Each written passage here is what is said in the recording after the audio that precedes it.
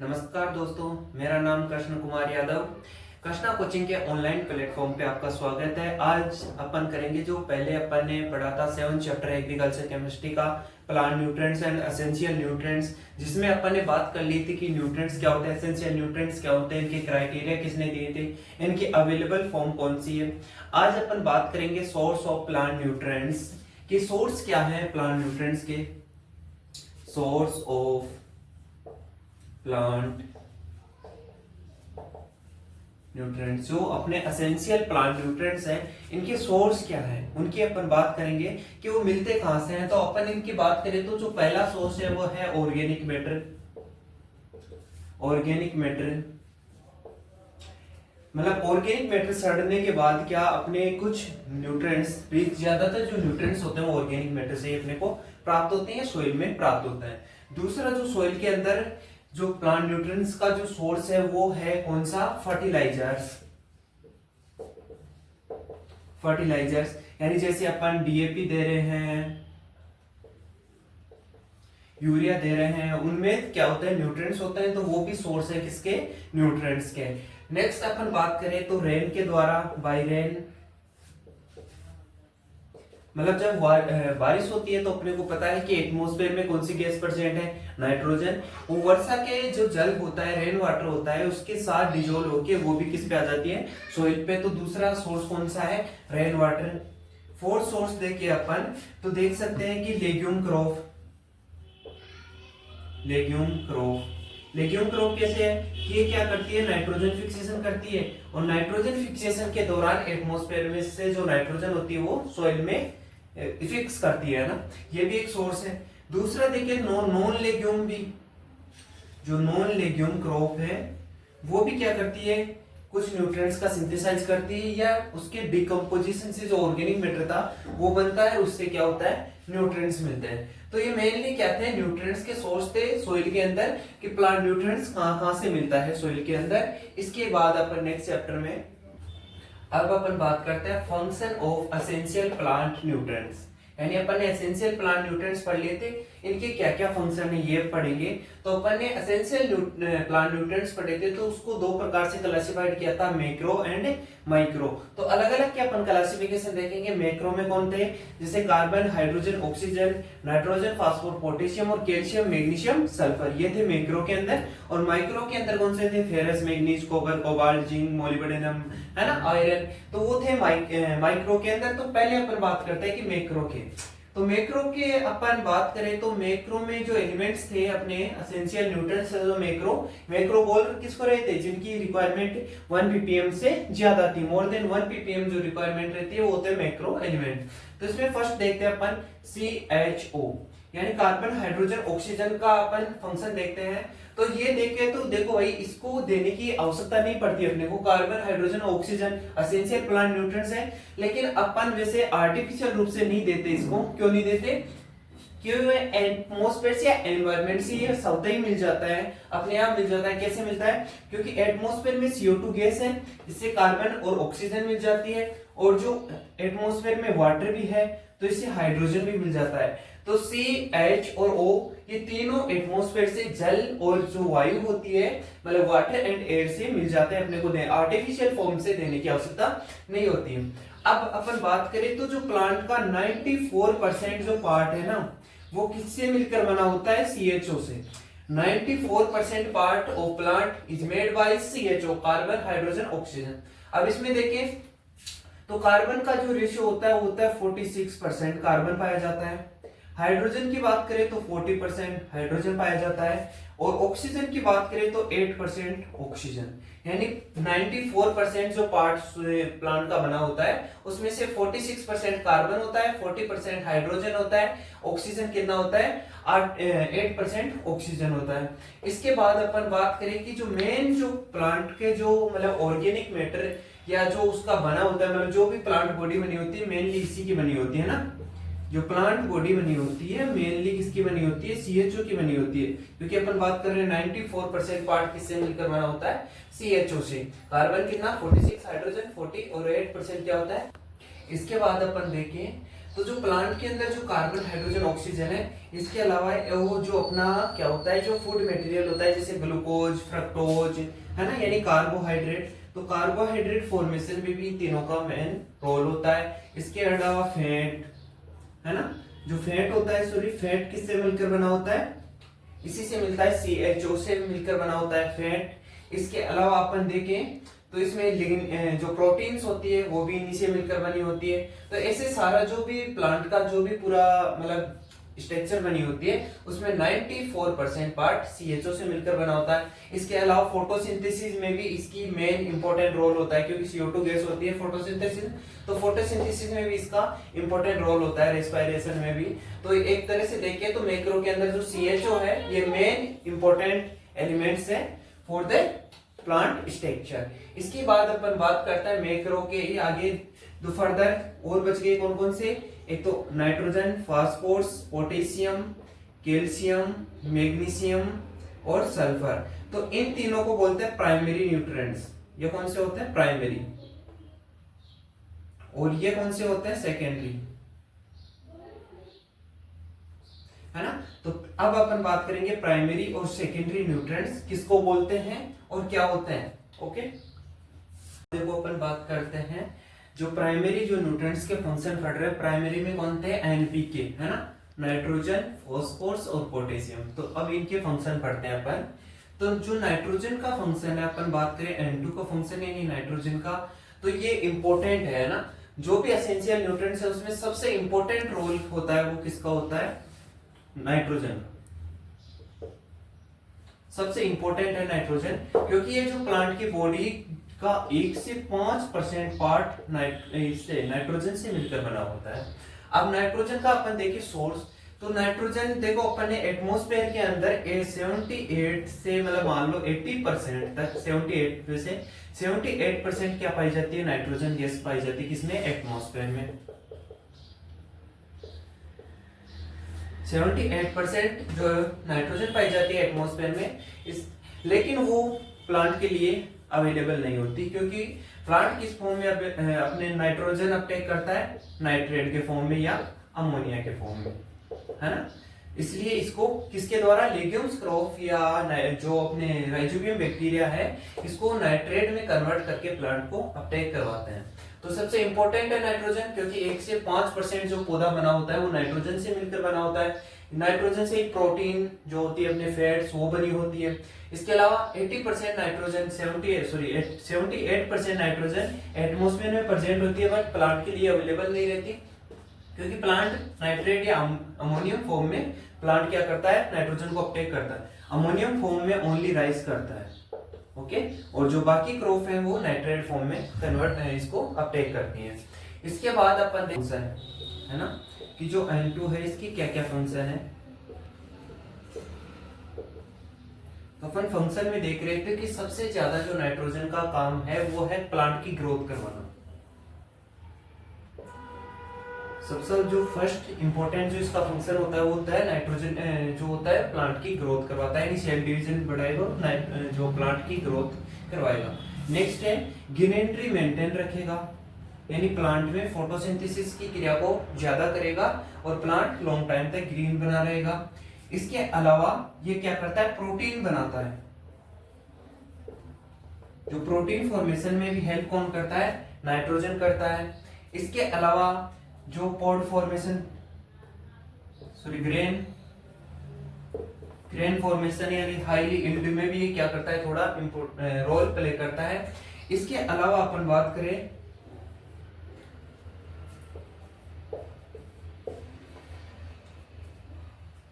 इसके अलावा अपन देखते हैं कि इसमें जो प्लांट में जो ग्रेन फॉर्मेशन होता है और जो एक होता है स्ट्रा, तो ये स्ट्रा की मात्रा को बढ़ाता है, यानी स्ट्रा कंटेंट को बढ़ाता है, यानी चारे को, हरे चारे को बढ़ाता है कौन, नाइट्रोजन, है ना। ग्रेन्स की तुलना में स्ट्रा को ज्यादा बढ़ाता है। इसके अलावा जो लीफी वेजिटेबल्स होती है ना, जो लीफ वाली वेजिटेबल्स होती है, जो भी वेजिटेबल्स जिनके अपन पत्तियां खाते हैं, तो उसकी जो लीफी वेजिटेबल के जो लीफ है उसको कंटेंट को कौन बढ़ाता है, नाइट्रोजन बढ़ाता है। इसके अलावा एक क्लोरोफिल फॉर्मेशन ज्यादा करता है, जिससे बताया गया कि ग्रीन जो इसकी ग्रीनरी है वो लॉन्ग टाइम तक मेंटेन रहती है।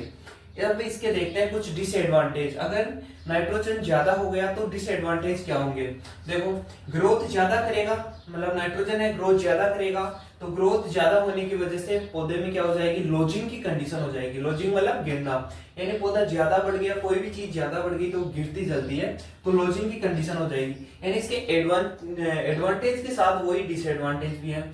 अब ग्रीनरी ज्यादा हो जाएगी, तो ग्रीनरी ज्यादा हो जाएगी तो प्लांट है ना लॉन्ग टाइम तक क्या रहेगा? विदाउट राइपनिंग रहेगा, यानी जल्दी राइप नहीं होगा। ये राइप का मतलब पकना, यानी लॉन्ग टाइम तक बिना पके हुए खड़ी रहेगी फसल, अपनी जल्दी मेच्योरिटी नहीं आएगी।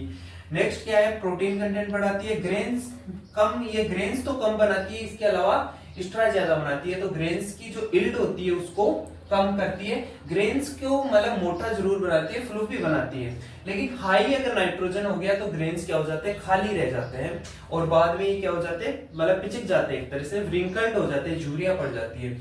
ये भी नाइट्रोजन की मतलब ज्यादा अधिक मात्रा के क्या हो गए? सिम्टम्स हो गए या डिसएडवांटेज हो गए।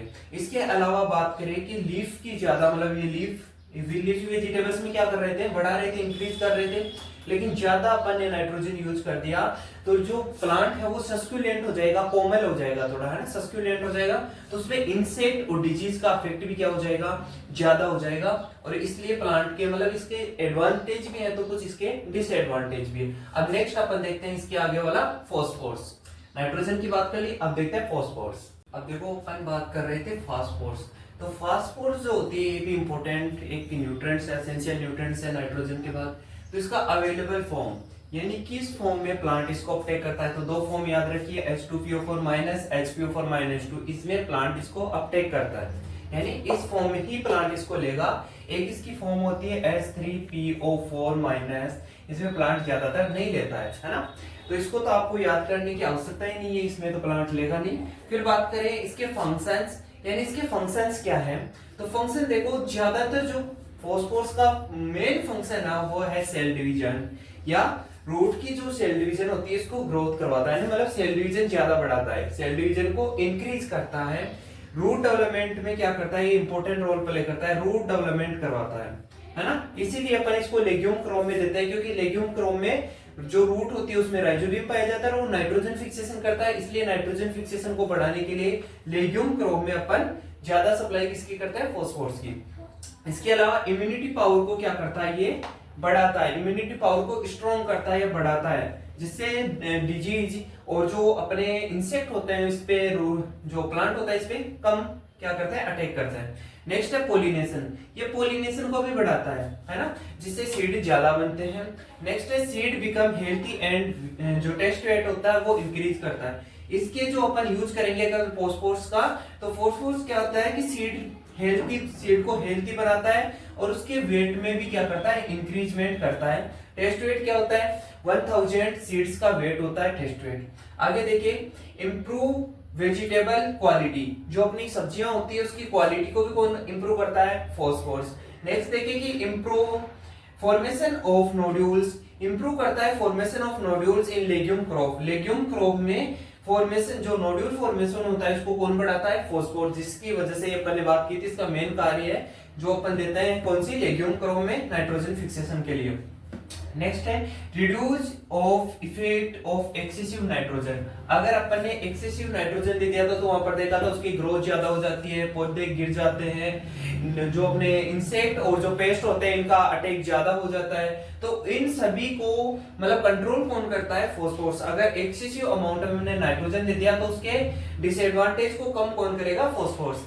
इट आल्सो कॉल्ड की ऑफ लाइफ, और ये जो प्लांट की की ऑफ लाइफ भी कहलाती है। फॉस्फोरस के अपन ने फंक्शन देख लिया, अवेलेबल फॉर्म H2PO4- और H2PO4-2।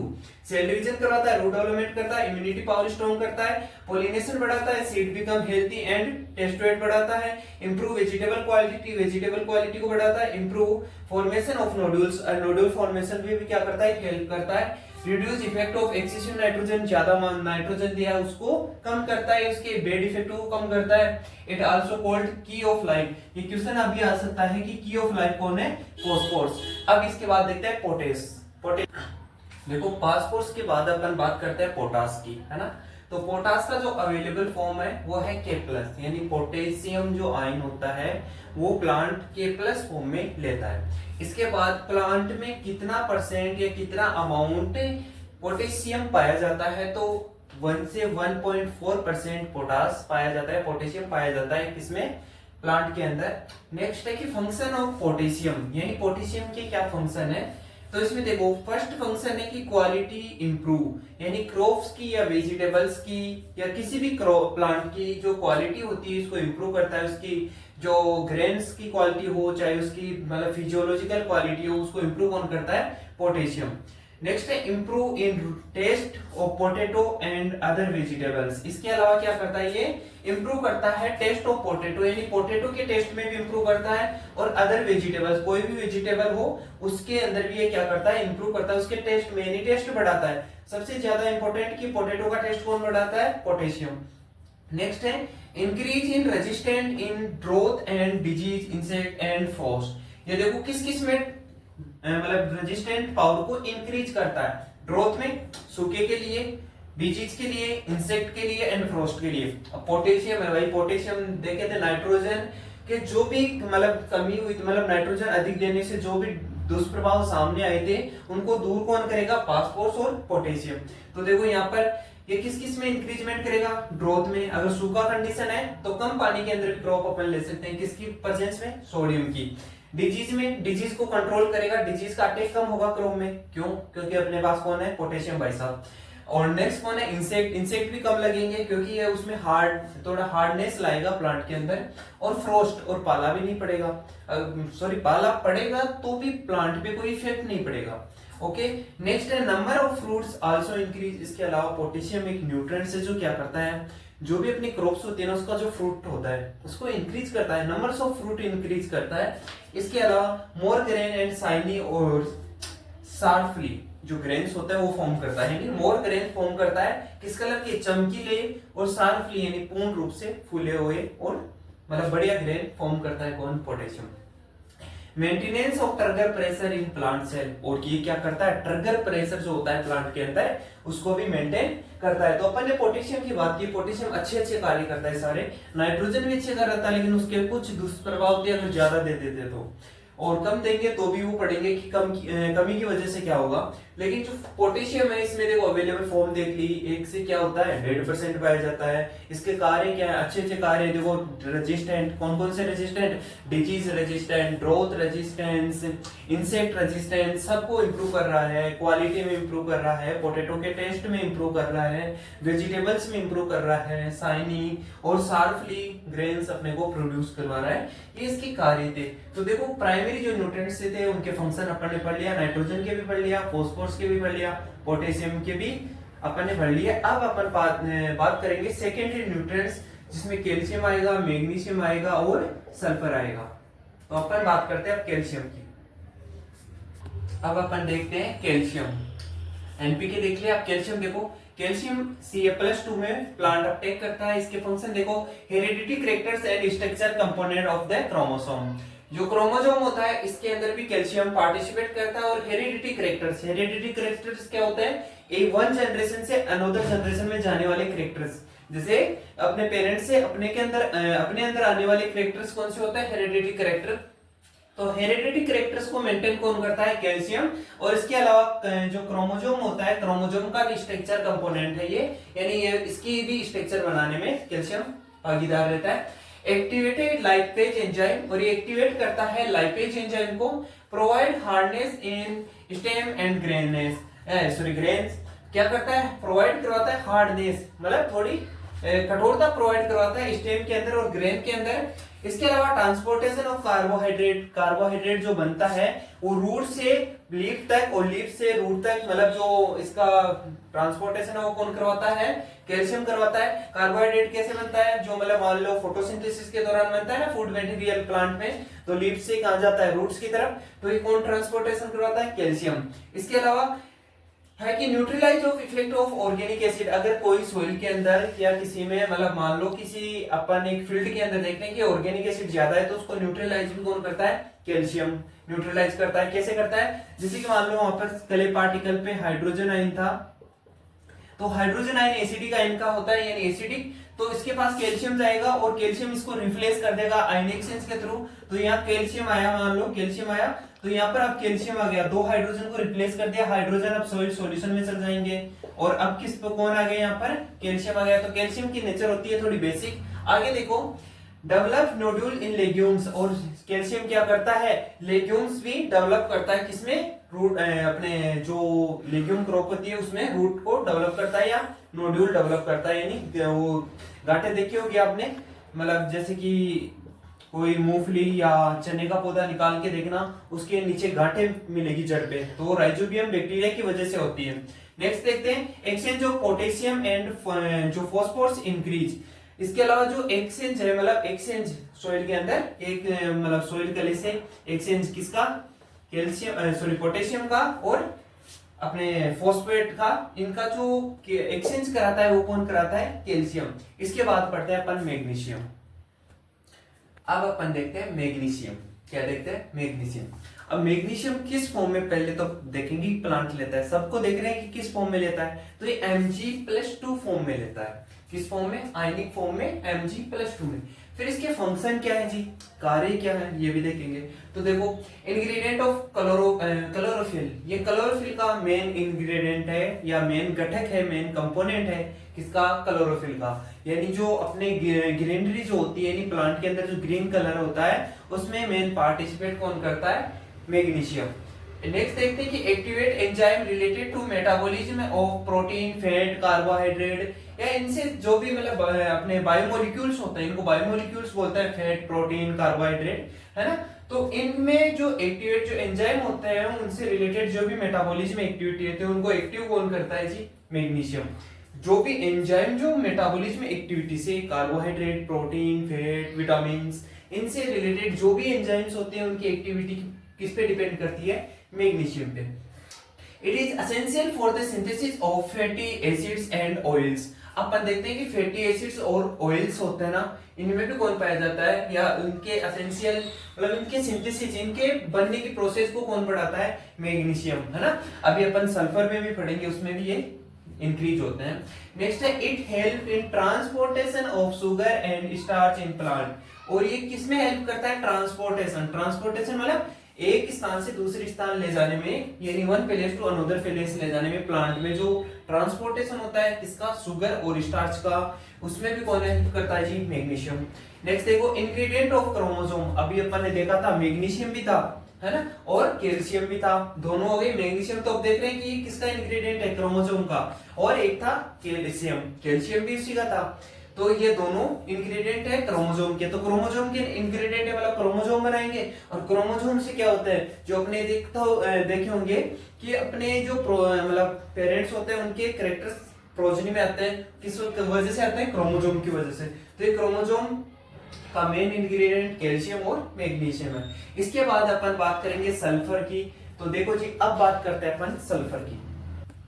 अब अपन देखते हैं सल्फर के फंक्शन। सल्फर किस फॉर्म में लेता है, SO4-2 फॉर्म में प्लांट अपटेक करता है सल्फर। और देखो, अभी अपन ने रेड मार्कर भी मंगा लिया, तो इससे भी पढ़ाएंगे, है ना। तो अब देखो इसके फंक्शंस, है ना। तो फंक्शन देखो कि फर्स्ट जो फंक्शन है वो क्या है, it help in chlorophyll formation. ये फर्स्ट क्या होता है, क्लोरोफिल फॉर्मेशन में हेल्प करता है। इंग्रेडिएंट नहीं है, यानी मेन घटक नहीं है, ये हेल्प करता है क्लोरोफिल फॉर्मेशन में, ओनली हेल्प करता है क्लोरोफिल फॉर्मेशन में। नेक्स्ट है, इंक्रीज इन नोड्यूल फॉर्मेशन। ये इसका इंपॉर्टेंट है कि जैसे अपने फॉस्फोरस जो होते थे वो नोड्यूल फॉर्मेशन में इंक्रीज करते थे, वैसे ये भी क्या करता है, नोड्यूल फॉर्मेशन को इंक्रीज करता है, लेग्यूम को चाहे non legume. It is main ingredient of cysteine and methionine amino acids. जो अपन बात करें कि एमिनो एसिड्स जो होते हैं, अपने आवश्यक एमिनो एसिड्स होते हैं, जो सिस्टीन और जो मिथ्योनिन एमिनो एसिड्स होते हैं, इनको भी इंक्रीज कौन करता है, सल्फर। या ये इसका मेन इंग्रेडिएंट है, मेन घटक है सिस्टीन और मिथ्योनिन का। आपको क्वेश्चन आ सकता है यहाँ से कि सिस्टीन और जो मिथ्योनिन जो एमिनो एसिड्स है, इसका मेन इंग्रेडिएंट कौन है, तो वो है सल्फर। नेक्स्ट बात करें, हेल्प इन सीड फॉर्मेशन। इस सीड फॉर्मेशन में भी हेल्प करता है। Increase in fat and oil content. ये पॉइंट भी मोस्ट इंपोर्टेंट है इसके फंक्शन में, कि इंक्रीज करता है फैट को और ऑयल सीड में। देखो एक चीज, ये इसके से कहावत भी है कि सल्फर तिलहनी में तेल बढ़ाता है और दलहनी में प्रोटीन बढ़ाता है, तो ये प्रोटीन भी बढ़ाता है। प्रोटीन कंटेंट को भी कौन बढ़ाता है? सल्फर। तो तिलहनी में ये तेल यानी जो ऑयल सीड क्रॉप है इसमें फैट और ऑयल सीड मतलब ऑयल की कंटेंट बढ़ाता है, और लेग्यूम क्रॉप के अंदर प्रोटीन ये बढ़ाता है।